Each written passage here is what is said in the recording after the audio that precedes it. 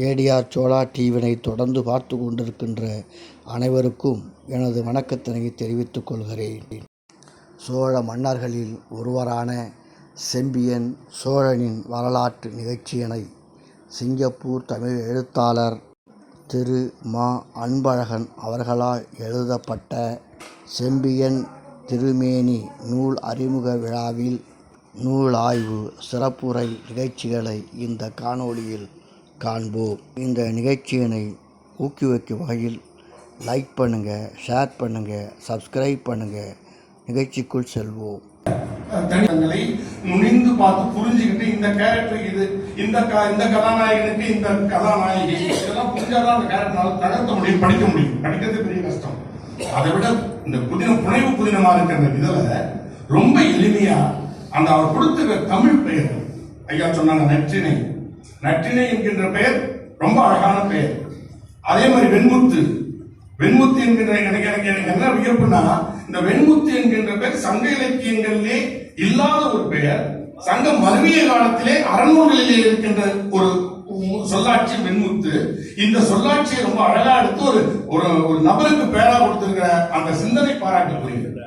அந்த வெண்முத்து பெண்ணா படைச்சிருந்தாங்க. அதாவது அரை இலக்கியத்தில் காட்டப்படுகின்ற பொழுது அந்த ஒரு ஆண்மகனை அழைத்து வெண்முத்து என்று அழைத்து சொல்லப்படுகின்ற ஒரு சொல்லாட்சி அது. ஆனா இது ஒரு பெண்ணுக்கு எப்படி நகர்த்தி சென்றார் என்பதும் சிந்தனைக்குரிய விஷயம்.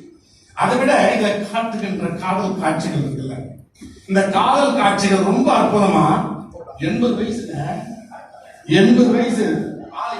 பாத்தீங்களா, இன்னும் இளையரை போன்று இருக்கின்ற எங்க அண்மையில ரொம்ப அழகான ஒரு சம்பாஷணை நடந்ததுனால அங்க வந்த பொழுது அந்த சம்பாஷணை இவருடைய அண்ணன் மகனுமா தெரியும், அப்படி இருக்கக்கூடியவர் தான்.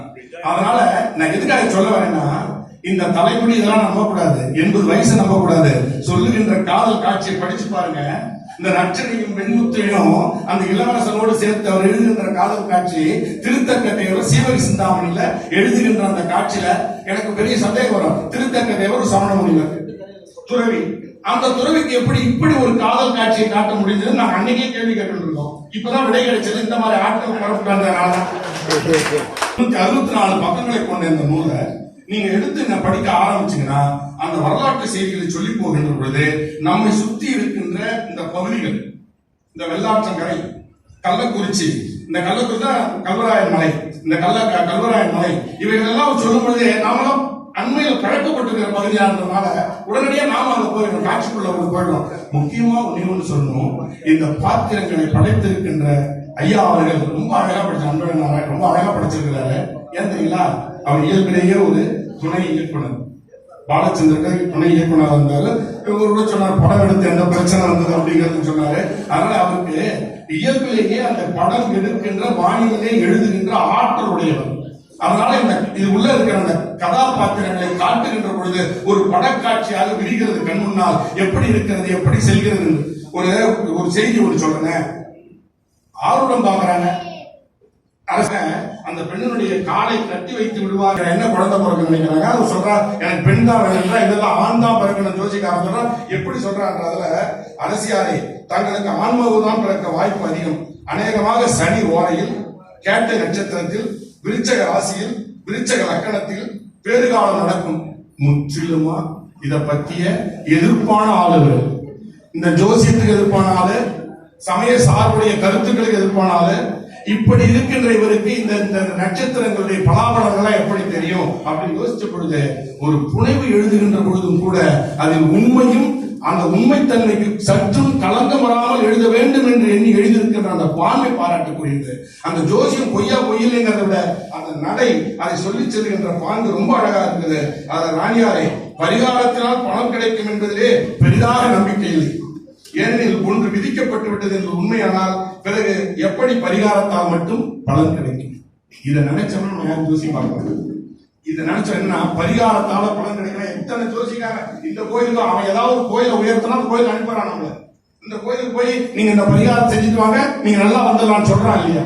இப்ப அண்மையில நான் பெண் பார்க்கின்ற படம் என் பையனுக்கு பார்த்ததுனால இந்த அனுபவம் எனக்கு ரொம்ப அதிகம். அதனால சொல்ல எத்தனை ஜோசிக்கார எத்தனை கோவில் அனுப்பிச்சான்.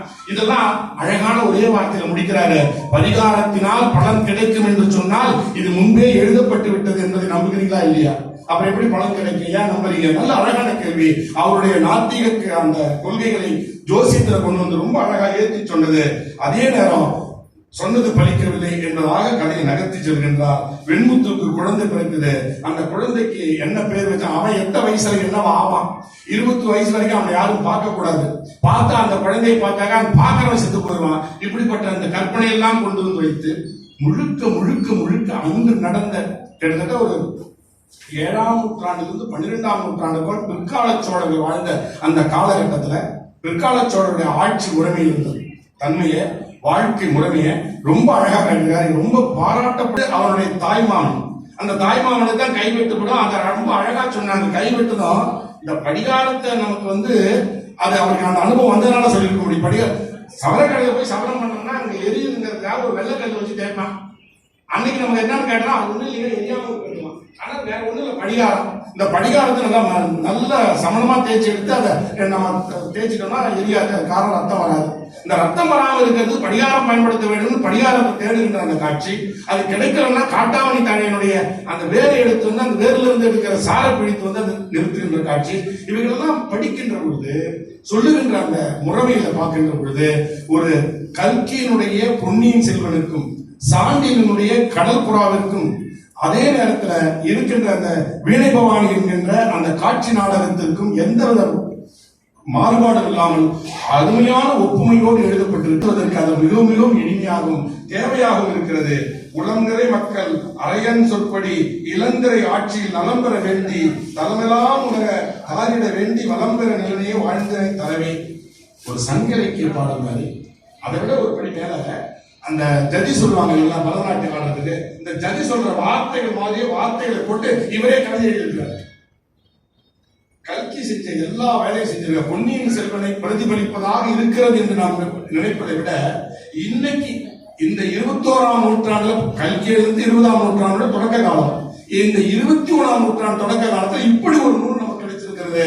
இந்த நூல் நாளைய தலைமுறை படிக்கின்ற பொழுது செம்பியன் திருமேனி என்ற சோழ மன்னன் இருந்தான் என்று நம்பும் அந்த அளவுக்கு இதுக்குள்ளே இருக்கிற செய்திகள் கண்டிப்பா நம்புவோம். செம்பியன் திருமேனி என்ற சோழ மன்னன் இருந்தான், அவன் வெள்ளாற்றங்கரையில் இருந்த ஒரு சின்ன குறுங்க மன்னனாக இருந்தான், அவன் ஆட்சி செய்தான். அவன் ஆட்சியில எனக்கு சில இடங்கள்ல திருத்தக்க தேவர் தான் அங்க வந்து நின்றார். என்னன்னா அந்த பையன் 10 வயசு பையன் மறைந்து வாழ்கின்ற காட்சி போல அங்கே தன்னுடைய மகவை பெற்றெடுப்பதற்காக மயில்பொறியில ஏறி சுடுகாட்டில் இறங்கி அங்கே பிள்ளையை பெற்றெடுக்கின்ற அந்த காட்சியை நான் ஒப்பு நோக்க முடிகிறது.